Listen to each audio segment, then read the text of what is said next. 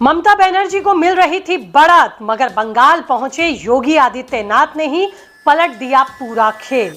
ममता के घर में अब 70 सीटों पर निशाना। बुलडोजर बाबा ने किया ऐसा ऐलान कि ममता हैरान।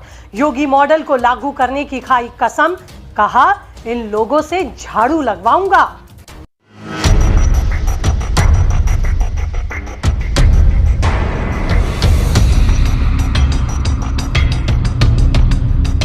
नमस्कार, आपके साथ मैं हूं ज्योति विनय कपूर।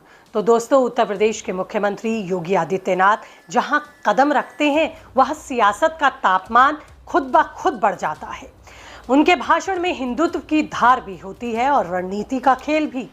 विरोधी जहां गणित में उनके उलझे रहते हैं, वहीं योगी दूसरी तरफ माहौल बनाते रहते हैं। भीड़ सिर्फ सुनने नहीं आती, बल्कि उनके भाषण से उनसे कनेक्ट होकर महसूस करती है। एक ऐसा एजेंडा सेट होता है जो फिर पूरी बहस को ही नई दिशा दे देता है। बंगाल को ही देख लीजिए, योगी ने ऐसी कहानी तैयार की कि रिपोर्ट सामने आ रही है। उसमें 70 सीटों पर खेला होता नजर आ रहा है। बिल्कुल ठीक सुना आपने, 70 सीटें। बंगाल में अब खेल पलटने वाला है। और ये खेल कौन पलट रहा है? योगी और उनका चक्रव्यूह। इस रिपोर्ट में आपको बताऊंगी कि पश्चिम बंगाल की सियासत में इस वक्त जो माहौल बन रहा है, उसने पूरे देश का ध्यान क्यों अपनी तरफ खींच लिया है। एक तरफ ममता बनर्जी की मजबूत पकड़ मानी जा रही थी, लेकिन जैसे ही उत्तर प्रदेश से योगी पहुंचे, बंगाल की धरती पर कदम रखा, पूरी कहानी ही पलटती हुई नजर आने लगी। रैलियां शुरू हुई, बयान आए और देखते ही देखते सियासी तापमान अचानक से बढ़ गया। कहा जा रहा है कि जिन सीटों पर मुकाबला बेहद करीबी का था, वहां अब खेल पलट सकता है। और यही वो 65 से 70 सीटें हैं जहां अब बीजेपी नई उम्मीद के साथ नजर आ रही है। योगी आदित्यनाथ सिर्फ एक प्रचारक के तौर पर नहीं, बल्कि एक रणनीति के साथ मैदान में उतरे हैं। उनकी रैलियों में भीड़ सिर्फ सुनने नहीं आती, बल्कि उनके हर शब्द पर प्रतिक्रिया आती है। रिएक्शंस वोट में बदल के आते हैं। बाराबनी, रामपुरा हाट और बोलपुर जैसी जगहों पर उन्होंने जिस तरह से आक्रामक अंदाज में भाषण दिया, उसने विपक्ष को सीधी चुनौती दे दी। उन्होंने साफ कहा कि अगर बंगाल में बीजेपी की सरकार आती है तो यूपी मॉडल लागू किया जाएगा। यानी जिस तरह उत्तर प्रदेश में माफिया और अपराधियों पर बुलडोजर चले, वैसे ही एक्शन बंगाल में भी होने की उम्मीद जगाई गई। यही बयान सबसे ज्यादा चर्चा में है। उन्होंने कहा कि टीएमसी के गुंडे, माफिया और मौलाना सड़कों पर झाड़ू लगाते नजर आएंगे। अब इस बयान का आप असर देखिए। असली कहानी यहीं से नजर आई। राजनीतिक एक्सपर्ट्स मान रहे हैं कि बंगाल में करीब 65 से 70 सीटें ऐसी हैं जहां जीत का अंतर बेहद कम है। कभी 1000 तो कभी 5000 वोट। ऐसे में अगर माहौल थोड़ा भी बदला तो नतीजे पलट सकते हैं। योगी आदित्यनाथ का फोकस भी इन्हीं सीटों पर है।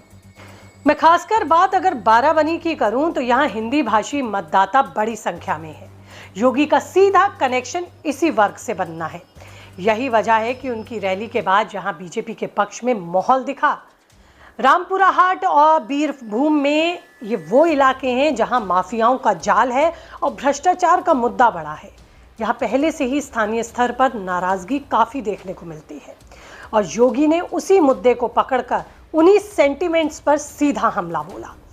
इसके अलावा नंदीग्राम और कांथी जैसी सीटें जो पहले से ही हाई प्रोफाइल मानी जाती हैं, वहां भी योगी का फोकस साफ दिखा।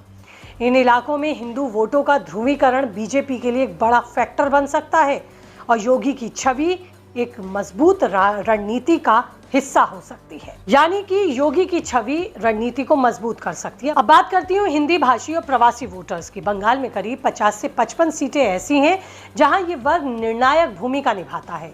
हावड़ा, उत्तर 24 परगना और उत्तर बंगाल के चाय बागान वाले इलाके, यहाँ योगी की रैलियों ने बीजेपी के लिए नई उम्मीद जगा दी। सिलीगुड़ी जैसे इलाकों में भी उनकी मौजूदगी ने चुनावी माहौल को बदलने का काम किया। वहाँ स्थानीय मुद्दों के साथ साथ राष्ट्रीय सुरक्षा और घुसपैठ जैसे मुद्दों को उन्होंने सीधी बहस में लाकर नई दिशा दे दी। यही वजह है कि अब चर्चा इस बात की हो रही है कि क्या सच में योगी आदित्यनाथ बंगाल में गेम चेंजर बन सकते हैं। हालांकि दूसरी तरफ ममता बनर्जी की स्थिति को हल्के में नहीं लिया जा सकता। उनका संगठन मजबूत है और जमीनी स्तर पर भी उनकी पकड़ मानी जाती है। लेकिन योगी के आक्रामक अंदाज ने निश्चित तौर पर इस पकड़ को ढीला किया है। चुनौतियां बड़ी हैं। सबसे बड़ा असर उन सीटों पर पड़ सकता है जहां पहले से मुकाबला एक तरफा माना जा रहा था, लेकिन अब वहां कांटे की टक्कर हो सकती है। इसी के साथ ही बुलडोजर मॉडल भी एक बड़ा चुनावी मुद्दा बन गया है। जहां एक तरफ बीजेपी इसे कानून व्यवस्था से जोड़ने की बात कह रही है, वहीं विपक्ष इस पर सवाल उठा रहा है। लेकिन सच्चाई ये है कि ये मुद्दा लोगों के बीच चर्चा का विषय तो बनता ही है। कई बार तो इसी मुद्दे पर चर्चा केंद्रित भी हो जाती है।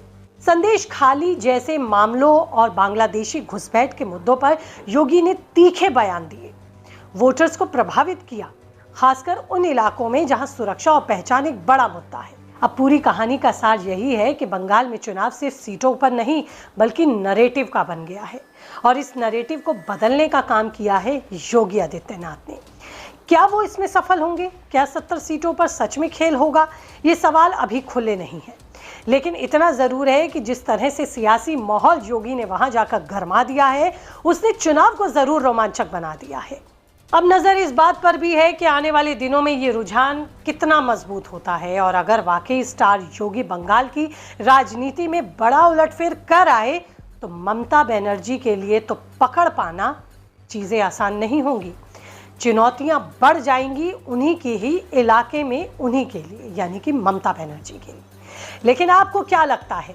कीजिए कमेंट, रहेगा मुझे इंतजार। इसी के साथ इस रिपोर्ट में इतना ही। हर वक्त की अपडेट के लिए खुद को रखना है अपडेट, तो कीजिए चैनल को सब्सक्राइब। नमस्ते।